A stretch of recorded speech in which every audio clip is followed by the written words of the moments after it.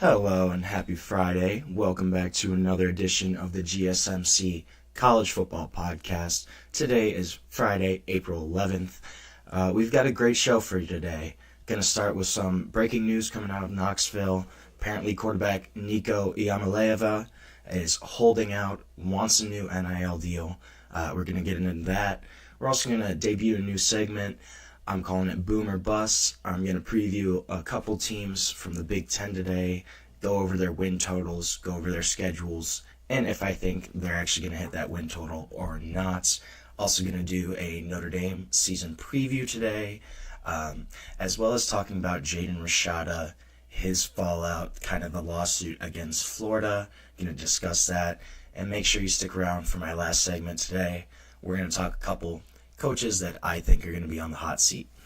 But before we start, I'd like to remind everyone that we get a number of questions from viewers during the show. They come in. So to ensure that your question gets read on the air, I ask that you use the tips and donations link at the bottom at gsmcpodcast.net.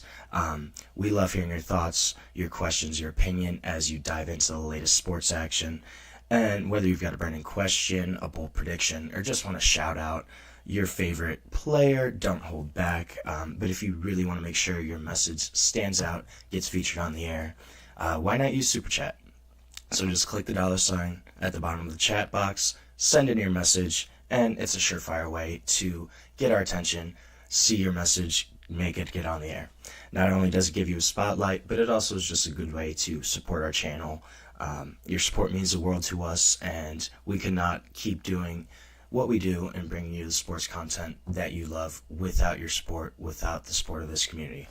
So we're building something special here. We couldn't do it without you. So jump in, join the conversation, send in those super chats, and let's make this show even better than ever. If super chat isn't your thing, you can also go to gsmcsport.net to tip, donate, leave a question there.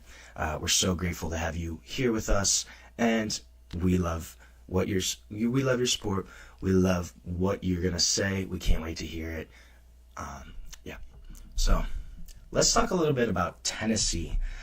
So this came out last night today that apparently quarterback Nico Iamaleava, it was reported that he is trying to renegotiate his NIL deal with Tennessee. And then earlier this morning, it came out that today at practice, Nico wasn't there. He held out reportedly because of this NIL contract. So apparently he wants to increase his annual compensation from around $2 million a year to around $4 million a year. So he's kind of pushing for a raise. This is kind of in line with some broader trends in college football right now.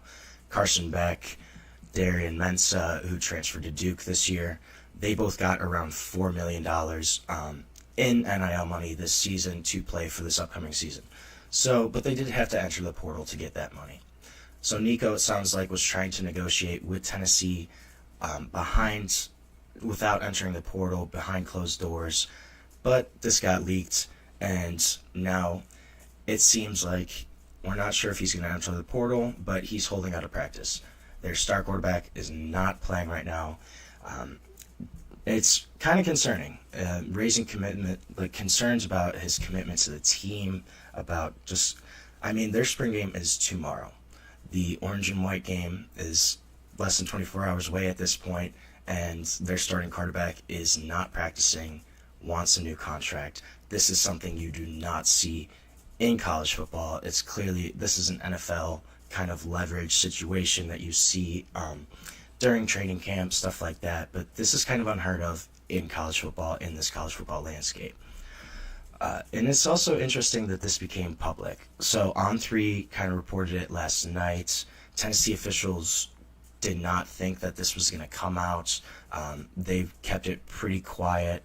And the university was kind of hoping for a private conversation, private resolution with Nico Iamaleava. But they were disappointed by he did not quell these rumors. Nico has not come out and said, hey, no, this isn't true. He hasn't kind of shut down anything. He's kind of letting it all play out. So he's building it up. Tennessee's not very happy about that. And the On3 report also mentioned that Nico's dad, Nick, was heavily involved in his NIL negotiations coming out of high school. This was a kid at the time when he negotiated his contract to even go to Tennessee around 2023. His $8 million NIL deal, that was substantial. That was probably the biggest deal at the time for a high school quarterback coming in to a college program. And that was secured before he went to Tennessee. That was pretty much why he went to Tennessee. And so the university's already spent a ton of resources in him. They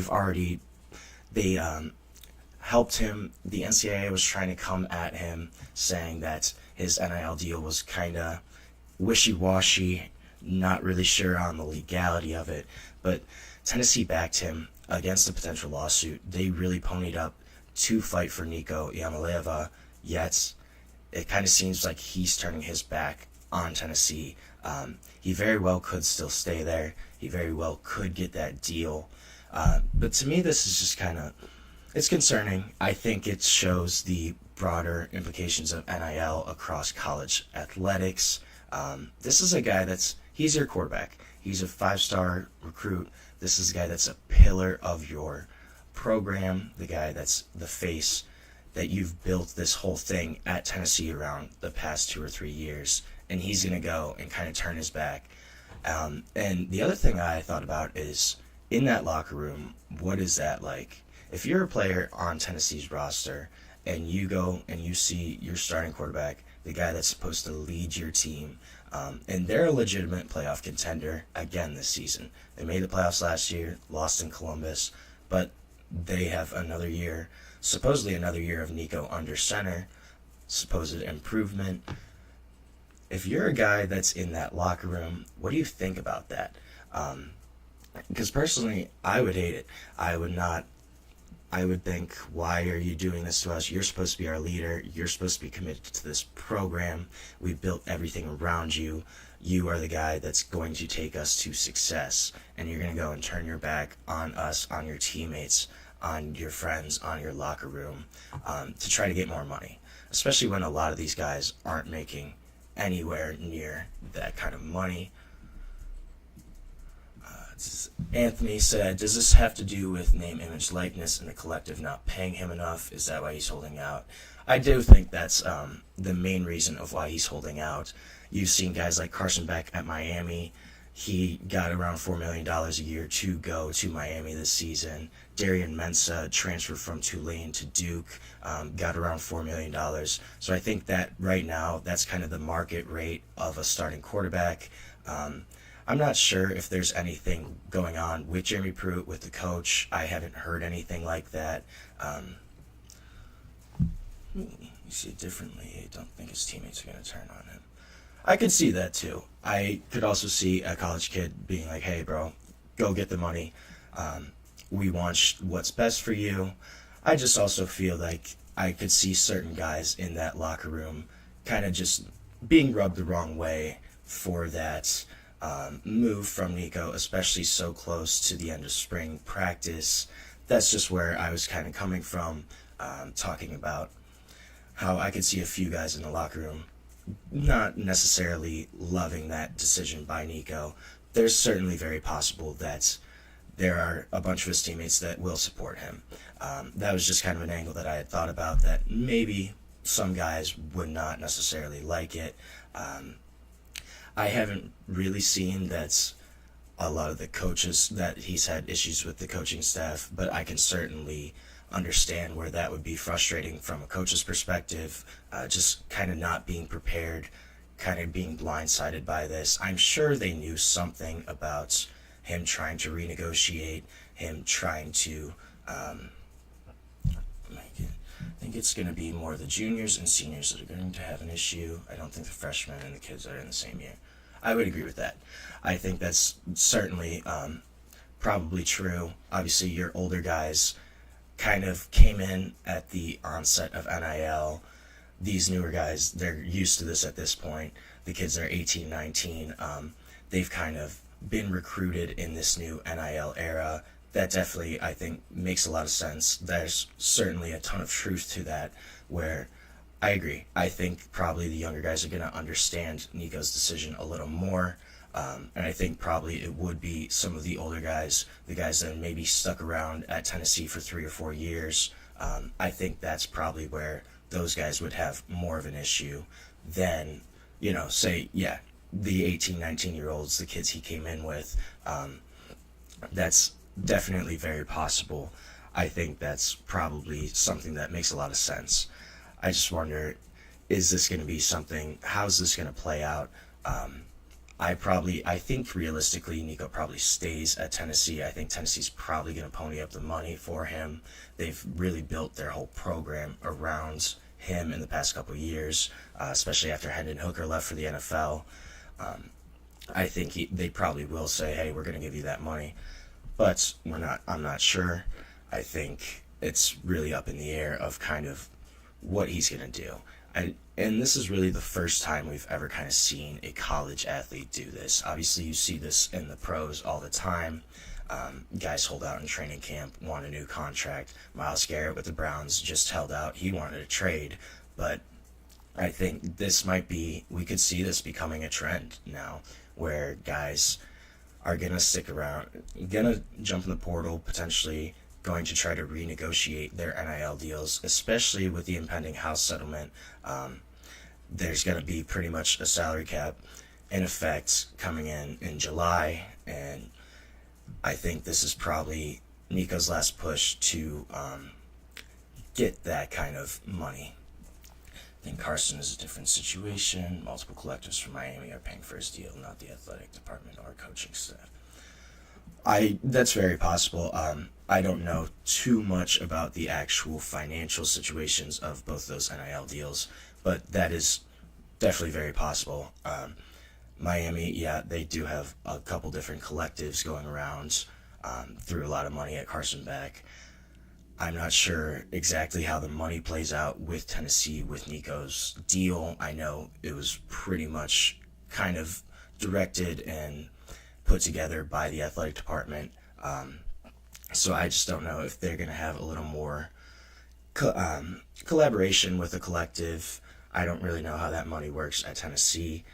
So I'm not sure exactly how they're comparable. I think probably the Darian Mensah situation is a little more comparable at Duke, just where there's not as much of a collective-based argument, a collective-based system of paying these guys. I think that's probably a little more comparable than Carson Beck right now, even though quality of quarterback, caliber of quarterback, I think Nico's probably at least on the level of Carson Beck. I think he's probably a better quarterback overall, or at least the potential's a lot higher for Nico compared to Carson Beck. One of the collectives is giving him $200,000, another was giving him $750,000.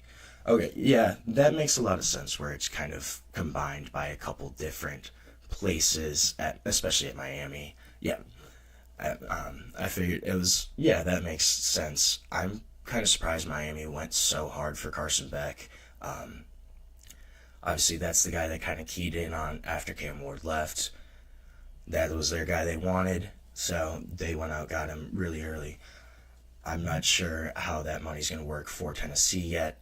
I haven't looked at it, but that can make a lot of sense where that money's kind of coming from all different places, all different sources of revenue, especially at Miami.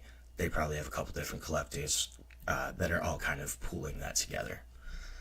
So right now, I'm going to take our first break of the show. When we come back, we're going to switch gears a little bit, talk a little bit about some Big Ten teams. We're going to go over and unders, go through their schedules, and kind of discuss if I think they're going to go over that win total or not. So we're going to take our first break of the show and be back shortly on the GSMC College Football Podcast. I feel like I'm losing my mind. Is everybody in the world blind? Please, Lord, give me a sign, a sign. I feel like I'm losing my mind. Is everybody in the world blind? Please, Lord, give me a sign, a sign. I wanna be the greatest. Everybody on the fake shit. I look around and feel like everybody is the fakest. I make this every day and I'm impatient, hoping one day I blow up from the basement. Statement, the top is so vacant. I don't hear shit that I think is amazing. Waiting for my day when I'm playing sold out shows for 1,000 faces. Hey, give me that crown, get in my way and to be put down. It ain't your place, all this my town. If I want that shit, then I'll get it right now. I'm losing it, the noose it fits. I'm losing shit, a stupid myth. You choose to live or choose to dip. You choose to fight or lose your grip and lose a gift. I feel like I'm losing my mind. Is everybody in the world blind? Please, Lord, give me a sign, a sign. I feel like I'm losing my mind. Is everybody in the world blind? Welcome back to the GSMC College Football Podcast.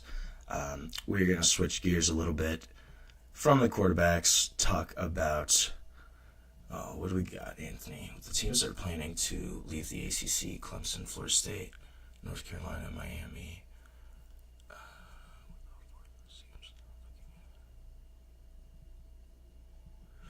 So,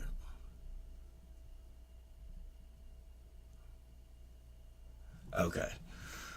That's a good question. So, Anthony's asking, with ACC teams that are probably going to leave: Clemson, North Carolina, Florida State, Miami, which conferences culturally are probably the best fits.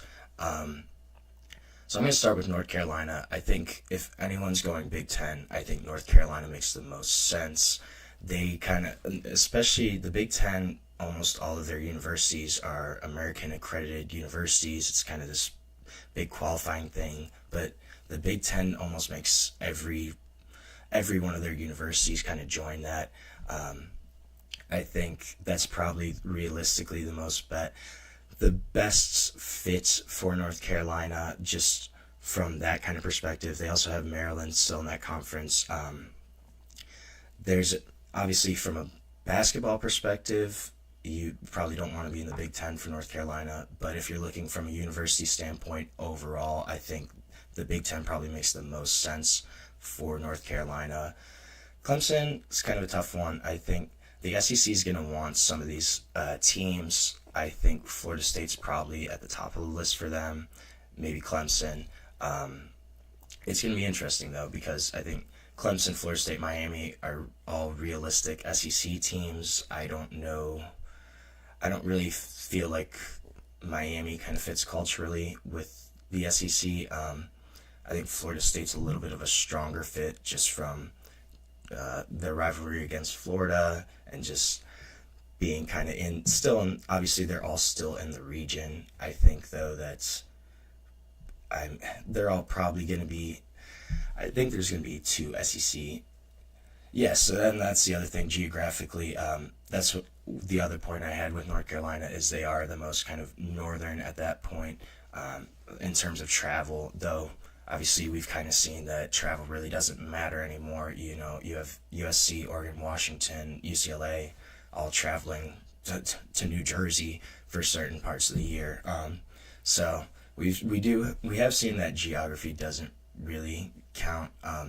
Obviously, that's a big thing in the SEC, where they still kind of want to keep that geological footprint, especially in the Southeast. So I think it would make sense if you're going kind of based on geography, Florida State, Miami, and then if you're going 2-2, you probably do Florida State, Miami in the SEC. Maybe Clemson joins the Big Ten, but Clemson's not really a fit culturally for the Big Ten.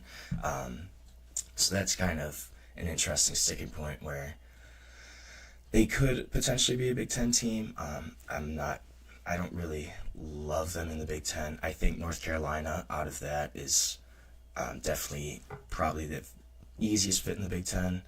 I think the SEC would want to dominate the Southeast. I agree.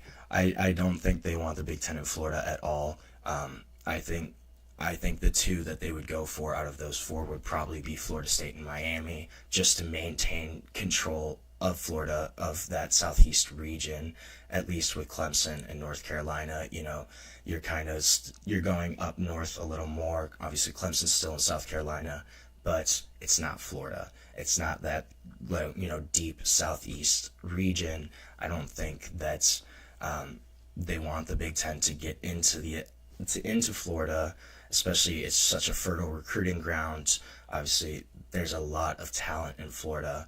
I think the SEC would probably try. I think Florida State's probably the number one team they go for, and then probably Miami. Honestly, that could make sense. Clemson going to the Big 12, I could see it. I just wonder who else is going to join. I don't think they're going to do odd number of teams. I think we're going to see a whole realignment in about 5-6 years, right around 2030. That's kind of the big target date, just because TV deals for the SEC Big Ten run out at that time. That's kind of when the ACC, it looks like it's going to be feasible for those teams to leave the ACC. That settlement's still not reached fully where they're going over the exit fee, because right now the exit fee to leave the ACC is astronomical. It's over $100 million easily. The number's kind of been disputed. So it's not feasible right now for any of these teams to leave. I think in about 5-6 years it's probably going to happen. I could also see it kind of being the SEC and Big Ten dominate at that point, like completely, totally dominate, where they're having 20-team super leagues almost. So at that point, it's very possible that Clemson would try to join the Big Ten. UCF, I think that makes sense from a numbers perspective. I'm not sure if the SEC would go along with UCF just from an athletics perspective. They haven't, traditionally had that long-standing success in athletics. Obviously, UCF, people don't realize, it's like the biggest school in the country. It's top 3 in enrollment. It's massive. Probably there's a lot of money there that can be unearthed. So I think the potential for UCF is definitely there. I don't know if the SEC would want them right now, just because of, the SEC is so athletic driven as a conference. It's not like other conferences where they kind of look at the university holistically, saying as a bundle package with Florida State and Miami. That could make sense. I think if you're doing that, you're probably bringing in another team. So at that point, if you're going to bring in UCF, Florida State, and Miami, you probably try to bring in Clemson as well. So you bring in 4 teams rather than 3. UCF could be a really solid option there if the SEC is going to continue trying to expand. I think they will. I think right now it's a race to the top for the SEC and the Big Ten. It's a two-leg race, two-headed race. It's only between those two conferences right now, and the gap continues to grow. I could see UCF being a team, they're not really talked about right now, but that could make a lot of sense where they do try to bring them in with Florida State and Miami. I don't know if UCF would be a target for the Big Ten right now. Obviously, they just moved to the Big 12, so I don't know if they would actually be a target for the Big Ten. But if you really truly want to lock up that state of Florida, that does make a lot of sense, where you're going to go Florida State, Miami, and UCF, and then maybe add Clemson in as well. But of those 4 teams that you said, the original ACC teams, I do think that North Carolina is probably the most likely to go to the Big Ten, just from a cultural fit. It makes sense. Since they already have a host, I would think they will want to get into Dallas or Houston. That's very possible. I think Houston's definitely been on the rise. They've put a lot more resources into NIL, into their football program. They have a 5-star quarterback committed for 2026. That's going to be kind of the face of that program right now. SMU obviously had a ton of support. If they do want to keep expanding in Texas, it makes sense to maybe try to go Houston or SMU. I think SMU honestly might be more of an option there, just from a resources perspective. Obviously, they haven't had that success in football recently. Obviously, in the 80s with Pony Express those are great SMU teams. So it's clear that SMU has that potential to be, a really, really big market team. If they want to keep expanding into Texas, I think SMU is a really solid option. Houston's a really decent option. They both have potential to be in the SEC. I don't think they go Oklahoma State or anything like that. I think, you probably would stay in Texas if you're going westward expansion. Maybe try to go Houston, SMU, Texas Tech potentially. There's another Texas school. Obviously, that's a smaller market in Lubbock compared to Dallas or Houston. But there are some. A lot of people are predicting both these conferences start adding more big brands. I could totally see that. I wonder who they'd kick out and how that would actually kind of work in terms of, removing people from a conference. It's possible. I don't know if they're actually going to make conferences any smaller at this point. There's probably a max of about 18, 20 teams right now. But I could see that where, maybe the SEC and the Big Ten are going to try to cut, say the Big Ten tries to cut Rutgers and they try to add North Carolina. Or, the SEC tries to cut Vanderbilt, maybe adds an SMU or Florida State. That's certainly possible. I just wonder how difficult it would actually be for them to kick, one of these schools out of the conference. I'm not sure the legality of it. That might be kind of difficult just from that kind of perspective. I don't know how that would actually work. But I could see that from, a long-term point of view of just conference strength and trying to continue on to the conference. Obviously, we've seen athletic conferences. So I don't know about this one. I know that people say this all the time. I grew up a Notre Dame fan, and I personally do not think they're going to have to join a conference. I think that they're kind of their own brand. They're big enough right now. It's kind of separate. There's no need for Notre Dame to join a conference right now. They have their own TV deal. They have their own media rights. They have clearly made enough money. They have a huge alumni base. I don't know if they do need to join a conference. If they do need to join a conference, if they're forced to for some reason, they're definitely a Big Ten team. Most of their rivalries are in the Big Ten already. Michigan was a long rivalry with them. USC is now in the Big Ten, so that's another long-standing rivalry for Notre Dame. I don't think they need to join a conference right now. I know a lot of people are of that opinion, and I can totally see that point of view.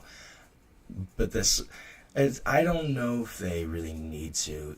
They're kind of their own brand, and that's the thing that people hate about Notre Dame, is that they're kind of separate. They never really have joined a conference. But it's true. The independents, though, are dying right now. Your dream has... maybe. We'll see. I don't know if they will have to be in one eventually. I think they're still going to make enough revenue just by themselves where they're not going to need to join a conference, just in terms to keep up financially or anything like that. I'm not sure. I'm of the opinion that they don't need to join a conference, at least right now. Maybe in 5 to 10 years, but I think right now they don't need to join one. It's very possible that staying independent could backfire on them. I think the one thing that may force them to eventually join a conference is if these conferences say, hey, we're not going to schedule you at all unless you're in a conference. You won't get any games. I think if a conference did that, like right now they basically play an ACC schedule. It's kind of with a couple different teams, but for the most part it's an ACC schedule. If the ACC went and said, hey, you can't play any of our teams anymore, I could see something like that where, yes, independent would kind of backfire on them. And we are seeing the death of independence right now. Even the service academies, they've all joined conferences. Navy, Army, and the AAC. Air Force is in the Mountain West now. UConn's joining the MAC. I mean, they were an independent for a long time. I think it could backfire on them. That's very possible. We'll see. I don't know. I'm kind of the opinion that it won't, but I can certainly see that point of view where it's very possible that it does backfire on Notre Dame, and this is kind of something that's going to bite them eventually, where they're not in a conference. I think the big thing is probably financials here. If Notre Dame starts losing money, if they aren't bringing in TV revenue. The other thing with Notre Dame right now is the way the college football playoff is set up. It's really advantageous for them, even if they lose one or two games. Do you think in order for the ACC and Big 12 to survive and compete with the Big 10? I could certainly see this. I think, realistically, I think if we see any kind of major restructuring like that, I think it's going to be in the form of an almost Super League, where you're going to have, there's been a couple different proposals that have happened in the past couple months, where there's kind of been two different versions of a Super League, where there's about 32 teams. It's kind of like the elite group, and then there's a group below that. I think that's probably realistically, I don't think those two would just merge by themselves, and the Big Ten and SEC would still be their own conference. I think, if anything, they would probably be kind of a culmination of all those conferences, and it's going to be almost a Super League of sorts, where you're going to have, Florida State, Clemson, Miami from the ACC, your premier SEC teams, your big-time Big Ten teams, and, some of those bigger brands in the Big 12, where they're all kind of up in that upper echelon, and then there's everybody else in college football. I've actually seen, so the ACC, this is for basketball, but it's potential that the ACC can merge with the Big East for basketball. So I think if they do that, I don't see them merging with the Big 12 for football. It is possible, though. I think you'd have to have, your big programs, your Clemsons, Florida States, Miamis, they would have to kind of drive that decision. But I think it's probably more likely that Division II. I honestly have no clue how the Division II playoff system works. Is that a playoff system? I know how Division III kind of is, but I have not seen the Division II system yet. So, the playoff system's going to be tweaked anyways at some point. It's, I think, even right now under the current format, under the 12-team format, separate sports, like baseball, football. Okay, I see what you're saying. I that's very possible, I think. You kind of already see that in certain aspects with some college sports, like Notre Dame, your example, like Notre Dame, besides football, they're in the ACC for like every other sport, but in hockey, they're in the Big Ten. I could see something like that where, for football, the ACC merges with the Big 12. For basketball, they do merge with the Big East. That could be something that makes sense. It'd just be a lot of logistics to work out, but I think that's something that's very possible. It could work out for sure in just in college athletics in Division I.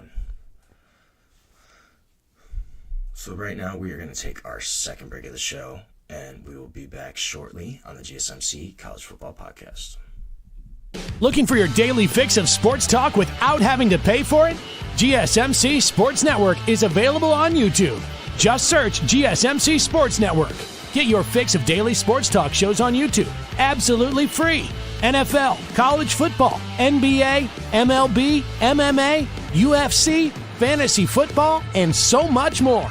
GSMC Sports Network has shows running all day long, with new sports shows starting every 2 hours. Just like on your favorite cable sports channel, except GSMC Sports Network is absolutely free. Just search GSMC Sports Network on YouTube to catch one of your new favorite shows, like the GSMC College Football Podcast, Chip Shot Football Podcast, Hoops and Heels Women's Sports Podcast, GSMC Basketball Podcast, and so many more.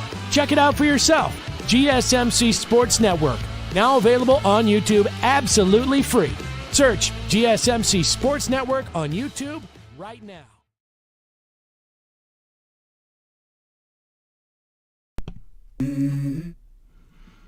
Welcome back on the GSMC College Football Podcast. Anthony and I have been having a good conversation here about some SEC, ACC kind of expansion. I'm going to switch it up a little bit. I'm going to talk about some Big Ten teams and their win totals for the season. So we're going to go over, not that. We are going to go over USC, Illinois, Nebraska, kind of go over their schedules and talk about what I think is going to happen with them. So USC right now, their win total, it's over under 7.5. They've got an interesting schedule. So week 1, they open up Missouri State. That's going to be a win. Week 2, they have Georgia Southern. Another should be cakewalk. Then they go to Purdue. Purdue hasn't been great the past few seasons. I think USC wins that game. And then they have Michigan State at home. I think that's another win. I think USC starts off 4-0 in the season. But then they go to Illinois September 27th. Illinois' got a really good roster this season. Brings back Luke Altmaier for another year as the starter. I think this is going to be a game that USC probably loses in Champaign. USC then has a bye October 11th. They come back home, play Michigan, and Michigan, I think they're going to have a better season than last year, I believe. They had some really good momentum at the end of the year, beat Ohio State in the shoe, then went on beat Alabama in their bowl game. So I think Michigan comes in and beats USC in California. Then after that, USC has to go play Notre Dame in South Bend. I think they continue their losing streak then. So they're going to go into Nebraska in November, I say at 4-3. It's going to be a crucial point of the season.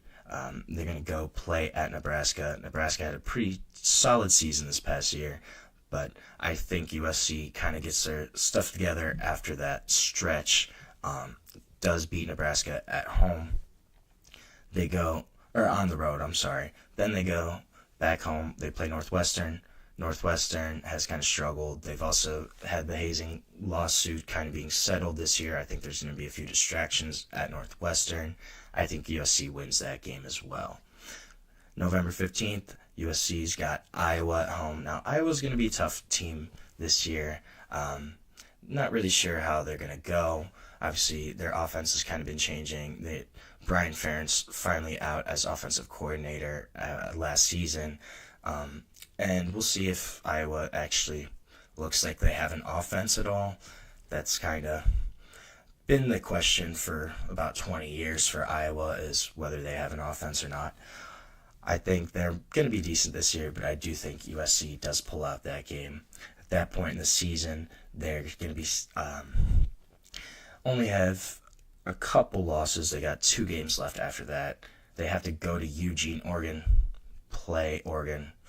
I think that's going to be a tough game for them. Oregon's going to be really solid again this year. They have a ton of talent on both sides of the ball. First-year starter Dante Moore. But Dante Moore is a 5-star, played a lot as a true freshman at UCLA. This is going to be a game that will be tough for USC. I think they lose that as well. At that point in the season, they'd be 7-4 going in to UCLA at home. UCLA, I think, is going to have another tough year in the Big Ten. Probably been the West Coast team that has struggled the most since joining the Big Ten. I think that's going to continue this year. And I think USC does pull it out over UCLA in rivalry week. So I think USC goes 8-4 this season. They do go over that 7.5 win total, but just barely. And I don't know. I think they're going to kind of struggle. I don't think it's going to be a great season for Lincoln Riley and USC. there's going to be a lot of questions here, a lot of comments on what Lincoln Riley's doing. Has he actually improved USC at all or not? Then we're going to go, so USC ends up 8-4, and all these teams, their win totals are 7.5 games. So they're kind of all in the same boat. According to Vegas, they're kind of all grouped together. So USC, I think, goes 8-4. They get over, but just barely. And then I think the calls for Lincoln Riley to be gone get louder and louder. Moving on to the Fighting Illini. This is a team that's feisty. I like them a lot. Brett Bielema, head coach. You have Luke Altmaier coming back. You have a lot of talent on both sides of the ball. They've had some pretty decent seasons. Last year was a really solid season for them, ranked in the top 25 for a while. But they kind of faltered at the end of the season. However, this team's returning a ton of talent. I think the biggest thing is that they are returning their quarterback, who has a good play style, good chance to be a really good quarterback. He has been solid for them the past few years. Transferred from Ole Miss, kind of grew into his own as a starter. He was a guy that lost out to Jackson Dart at Ole Miss, transferred after that. But he's been a really solid quarterback for Illinois, for the Illini.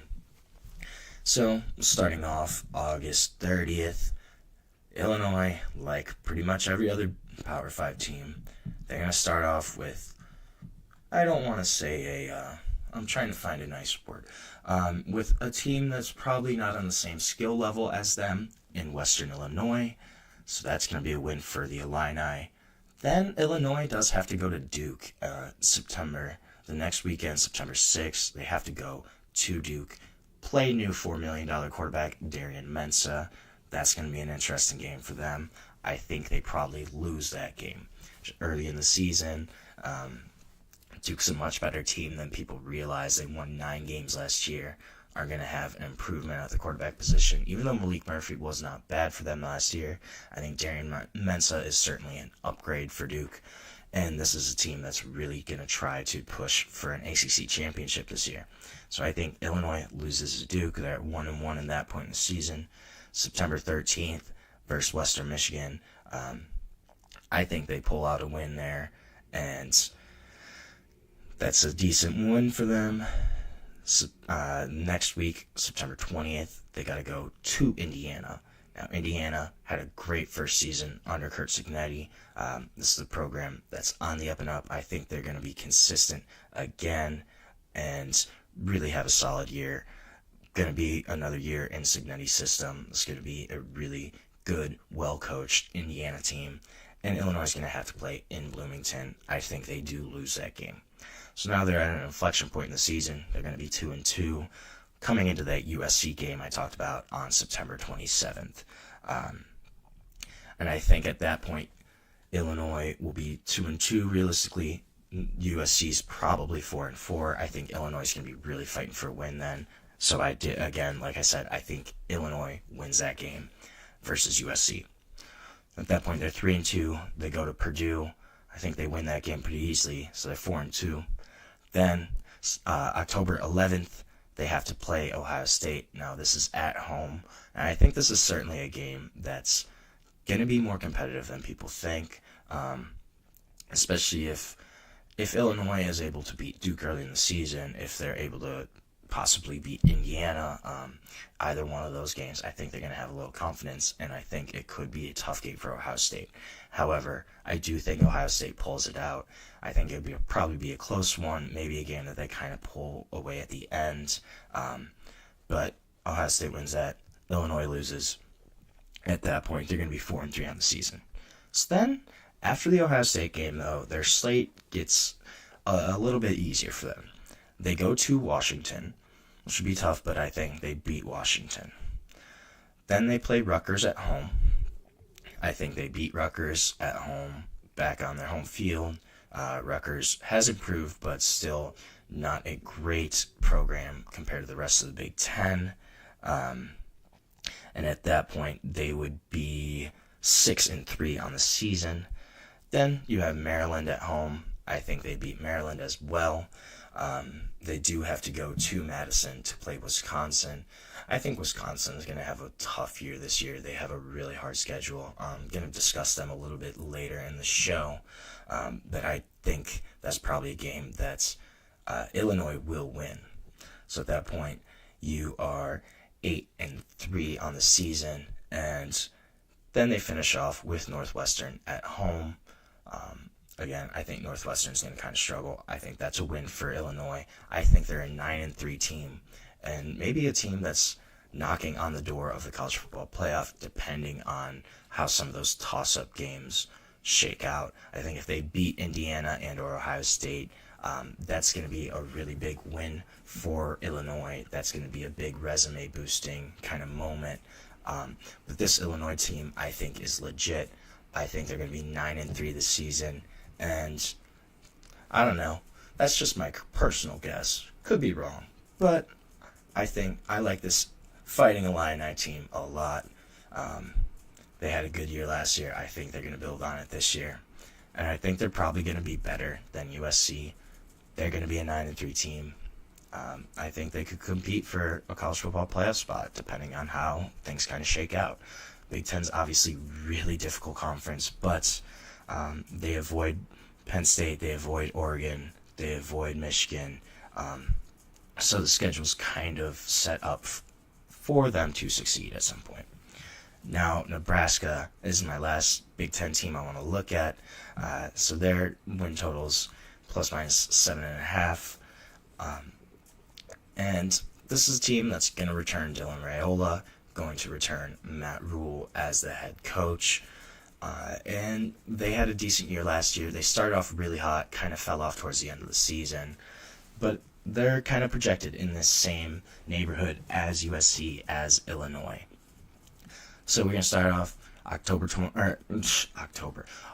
28th. They're playing at Cincinnati. I think they win that game. I think that's kind of a toss-up. Cincinnati's kind of struggled the past couple of years, especially since joining the Big 12. But they certainly could have a bounce-back season.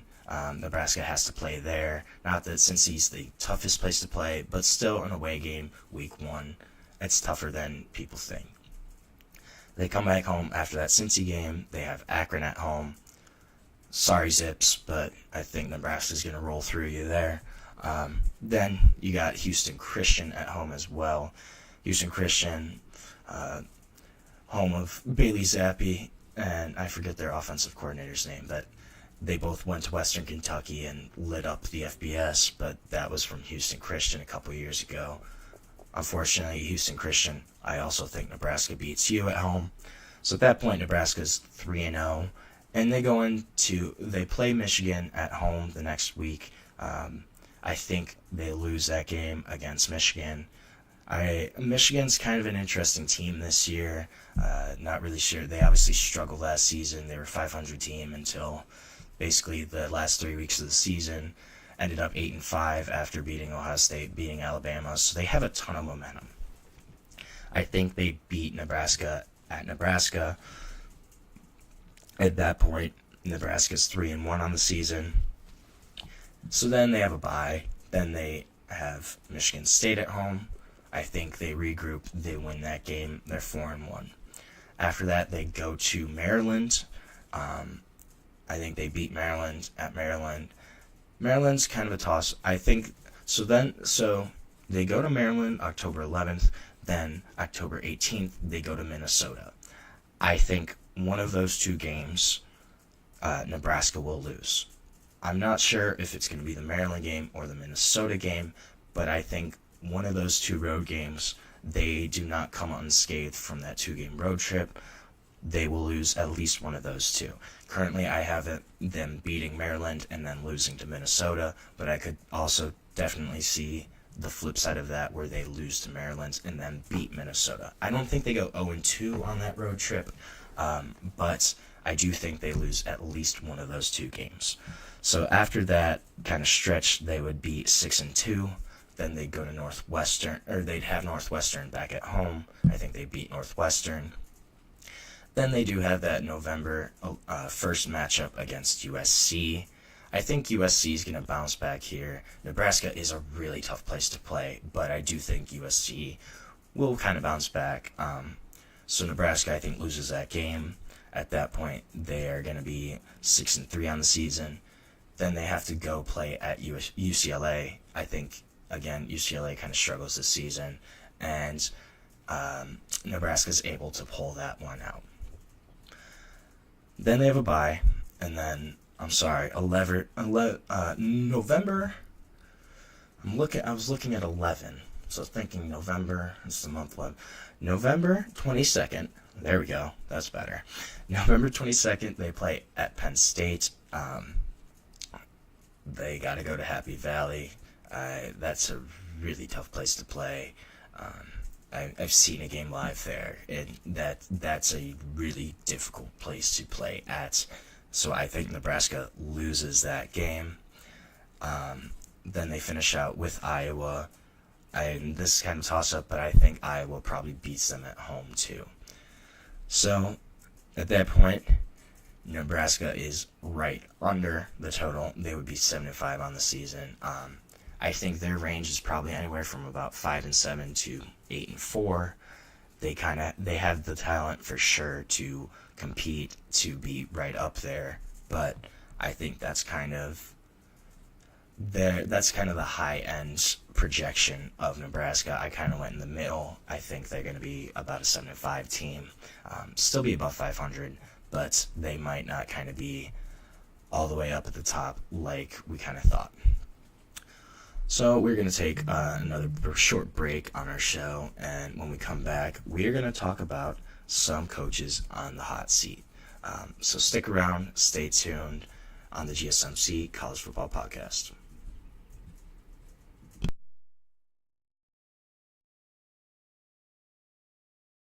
For the best and latest podcasts available anywhere, go to the podcast app on your cell phone and type in GSMC to access free content-rich podcasts on health and wellness, book reviews, sports, entertainment, relationships, social media, movies, technology, finance, and even weird news. Subscribe and download the GSMC Podcast Network's family of shows, available everywhere podcasts are found.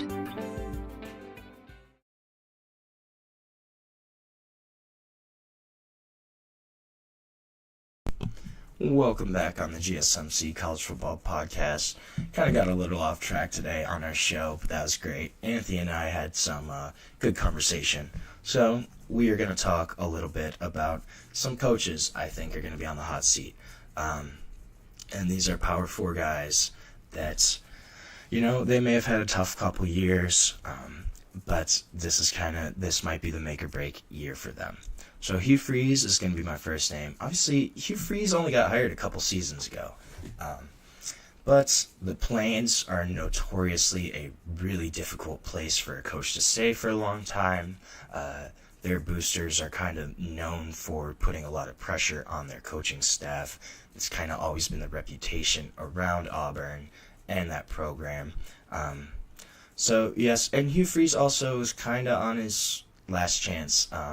Actually got in trouble at Ole Miss. A bunch of sanctions were placed on him, and then he kind of built his coaching career back up. He really ran Liberty really well, had a couple of really strong seasons at Liberty, and then it was kind of a couple of years they were kind of waiting to see if an SEC team would actually pull the trigger and hire Hugh Freeze, bring him back into the conference. Auburn did. So, but the issue here is Auburn did not have a great season last year. They're still kind of struggling in the SEC. And right now they're really at an inflection point. It could kind of define how their athletics department, how everything from an athletics perspective kind of approaches the next decade plus. The Iron Bulls, they're kind of ripe for a power shift right now. Nick Saban just retired. And pretty much since Nick Saban was there and into 2007 and Tommy Tuberville left Auburn the year after that, it's pretty much been Alabama only in the Iron Bowl. But right now, with Saban's retirement, Kalen DeBoer kind of struggling in his first year at Alabama, there's a clear power vacuum in the state, And Hugh Freeze kind of really needs to take charge, take momentum of that if he probably wants to keep his job. Auburn's had top 10 recruiting classes the past 2 years. They've won a couple key in-state battles for some guys that normally Alabama probably would have gotten instead during the Saban era. And this is really the time for the Tigers to win. Alabama had a tough year last year, really poor showing in their bowl game against Michigan. And Auburn's got the talent in right now. These guys are in for, the guys that Hugh Freeze recruited the past year or two, they're coming up, they're playing now. You got wideouts like Cam Coleman, Eric Singletary Jr. There's talent on this Auburn team. They brought in Jackson Arnold at quarterback from Oklahoma. But I think if you have another 6-win, 7-win season at Auburn, there's going to be calls for Hugh Freeze's job. That kind of season, it's going to just open the door for Kalen DeBoer to go in, take that control right back, and kind of clasp it around Auburn and just almost suffocate them, keep Alabama in firm control of that state. This is really the time that Hugh Freeze is able to strike, is able to kind of make some kind of move in order to try to shift the power balance back to Auburn. They really haven't had it in a while. Obviously, they had a couple decent seasons. Obviously, won a national championship in 2010-11. Got back to the national title game in 13-14. That was an interesting run for Auburn. They kind of fell into the national championship with Nick Marshall and Gus Malzahn. But besides that, Auburn hasn't had sustained success for a while, especially since Saban's been there. This is the time for Hugh Freeze to really strike, and I think if he has another around 500 season, there's going to be calls for him, for his job on the Plains. Will they fire him after this year? I don't know, but Auburn, historically, reputation, they don't let coaches stick around that long. Brian Harsin got fired in, a year and a half. That was a clear mishire by Auburn, but still, the point kind of remains that they are, I don't want to say snippy, they are short. Their coaches are on a short leash, and it's a tough place to stay at for a long time unless you can have sustained success. So staying in the SEC, though, I think this guy's probably got a even hotter seat that he's sitting on right now is Brent Venables, Oklahoma. So he's been in charge there 3 years now. In 2 of those 3 years, he's lost 7 games, and that really doesn't happen at Oklahoma. Last year, first year in the SEC, was really rough. They went 6-7. They finished 13th in the SEC. They only won 2 SEC games, and really the one against Alabama was kind of just out of nowhere. They beat Alabama 24-3 in a game where Bama just looked like they were sleepwalking the entire time. It was really interesting. It was kind of one of the way more unexpected results in college football this past season. And kind of, I don't want to say a fluke. Oklahoma definitely deserved to win that game, but it really came out of nowhere. And Oklahoma probably should have lost that game 8 times out of 10. However, that day they just had Alabama's number. So that was kind of an interesting game, but this is a team that needs improvement in the SEC. They clearly were not physical enough in the SEC last season to maintain their kind of level of play, the level of success they had in the Big 12. They really got pushed around in the trenches, just weren't a super physical team. They had issues stopping the run, and their offense really couldn't get going for the most part of the season. So they brought in Venables, revamps his offensive staff. He brings in Washington State offensive coordinator Ben Arbuckle, 29 years old, really a hotshot name right now in the coaching circuit. Also brings in Ben Arbuckle's quarterback, John Mateer. He was 1, 2, or 3 quarterback in the portal class, depending on who you kind of asked, depending on what list, but he was a clear top quarterback option in the transfer portal. So he's bringing in a new play caller, bringing in a new quarterback. He's going to take over play calling duties on defense again. And so this is really going to be kind of the make or break year for Brent Venables. He's placing a lot of the burden on his shoulders. He's taking back play caller duties on defense. He brought in a new offensive coordinator, and brought in a new quarterback. So if things still go wrong at Oklahoma, I would expect a coaching change there. And that's really a place that tries to keep hold of their coaches for a long time. They haven't fired a coach since like 1998, I think, something like that. So obviously Lincoln Riley left for USC. Bob Stoops was there forever. But Venables, he needs to win this year. He needs to have probably at least an 8 or 9 game win season to maintain his job.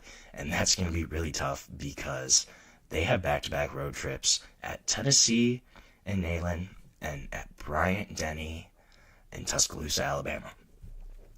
So that's going to be a tough one for Oklahoma. I think they need to pull at least one of those out in order for Venables to make a case to stay at Norman. If not, I think they're probably going to look in another direction this season, or after this season, in Norman. Switching gears, though, going up north, I think, and I really love this coach, but he's kind of running out of time.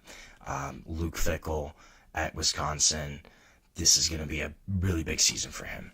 And this is kind of surprising how much he's struggled, at least I think it is, just because he was such a great coach for Cincinnati, proven there. He was being considered for the Notre Dame gig. He probably would have gotten the Notre Dame job if Cincinnati did not make the college football playoff that season. Instead, they go with his defensive coordinator, former defensive coordinator Marcus Freeman. And this was a big hire for Wisconsin. I thought that he took this Wisconsin job to better position himself for the Ohio State job in the future, just because he was a Columbus guy, Ohio State grad, a really good player at Ohio State. That was kind of always my thinking, is that, hey, he's taking the next step to coach a Big Ten program now, so he can show he can do it. So if Ryan Day ever leaves or is fired in Columbus, Luke Fickell's right there. But since he's gotten to Madison, that has not been the case for Luke Fickell. He's gone 13-13 overall in his 2 seasons. The team's 22-year bowl game streak was snapped this past season after they went 5-7, didn't qualify for a bowl game. 22 years, that's pretty incredible. So obviously it's shown that Wisconsin's had kind of sustained success, at least, having winning seasons for pretty much the entire 21st century. That's pretty crazy. And yet Luke Fickell was not able to achieve that last season. And he really, after his first season, he kind of said, hey, we're going to change the offense. We're going to go completely different. So he brought in Phil Longo last season as the offensive coordinator. Had coached at a couple different places. I know he was at Ole Miss at one point. I don't remember where he was directly before Wisconsin. But Phil Longo's offense is an air raid offense known for throwing the ball, getting it out there, airing it out. And they brought that to Wisconsin, which, if you think of Wisconsin, think of the history of Wisconsin. This is a running team, running program. They pride themselves on their run game and defense. It's kind of the Big Ten mindset, is cold football, line of scrimmage, dominate the line, dominate the trenches, shove the run down your throat. It's just run. You think of Monte Ball, Melvin Gordon, not the older guys. There's a running back, I can't think of his name. He's from like the 80s and 90s. Ron Dane. I think Ron Dane went to Wisconsin. But, that's a running program. And so they went from, running heavy to trying to throw the ball 40, 50 times a game. Did not work, especially in the Big Ten. Just didn't happen. They got blown out by Alabama. They lost 42-10. They got blown out by Iowa, I believe, last year. They lost their rivalry game against Minnesota 24-7. So they didn't really have a whole lot on offense. It was very touch and go the whole season. But that was kind of a big issue for them. So this year, though, too, Wisconsin's got a really tough schedule. They have to go play at Bryant-Denny in Tuscaloosa. They got to play at Alabama, at the Big House, at Michigan, as well as they have to go to Eugene and play Oregon at Oregon. And then, besides that, they also have home games against Iowa, who kind of manhandled them last year, and Ohio State. So this is going to be a really tough schedule for Wisconsin, and because of that, I don't know if Luke Fickell has a really tough year, if they fire him or not. I think it's probably got to be like a 4-8 season, but it's possible. It's very possible that Luke Fickell gets fired, and this is going to be a really tough schedule for him to try to win, 8 or 9 games even, just from the teams they have to play. Even if they win 2 or 3 of those games, they still have 2 losses against really good opponents, and then that's not counting the rest of their schedule. So Wisconsin's going to be really tough for Luke Fickell, and we'll see if he's still in Madison at the end of this season. So the last guy I kind of want to mention really quickly is Mike Norvell, Florida State. Obviously had an outstanding 2023 season. Florida State went undefeated, 13-0, won the ACC championship. Kind of got messed out of a college football playoff bid that season. I think they should have been in over Alabama. That's my own personal. I get why. I think Bama was a better team, but I think the resume for Florida State made more sense for them as a playoff contender. But we're past that. It's a 12-team playoff now, not a 4-team. So we move on. We move forward. I also think, though, that did have an effect on last season for Florida State. So you go from 13-0 to 2-10. Let me repeat that. 2-10. You went from undefeated to a 2-10 football roster. That's unbelievable. It's hard to wrap your mind around, even, honestly. The fact that they basically lost 11 wins on the season, I mean, I know they had a lot of turnover just from a player personnel perspective, but still, that's a crazy number, especially for a program like Florida State that, they're still bringing in 4 or 5-star recruits each year. They've obviously kind of taken a little bit of a step back recently, but still, it's a crazy differential, and I think if they kind of struggle again this season, you could hear Mike Norvell, kind of being on the chopping block. He did bring in new coordinators. He brought in DC Tony White from Nebraska.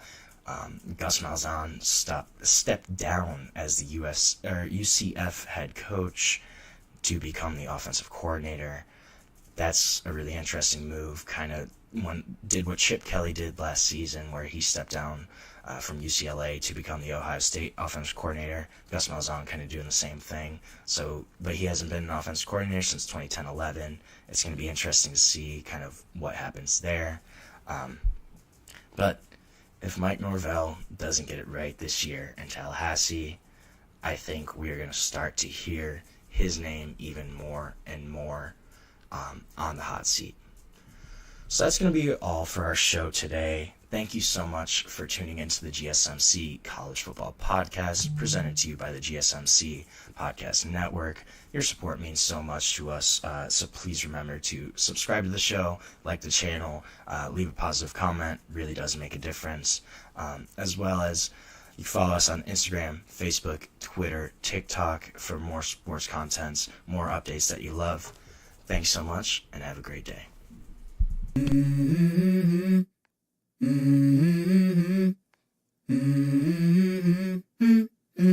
Let's go. I wake up to a little bit of drool on my pillow, feel like it's gonna be a bad day. Yeah, I'm tired of shit, and the coffee ain't hit yet, damn it.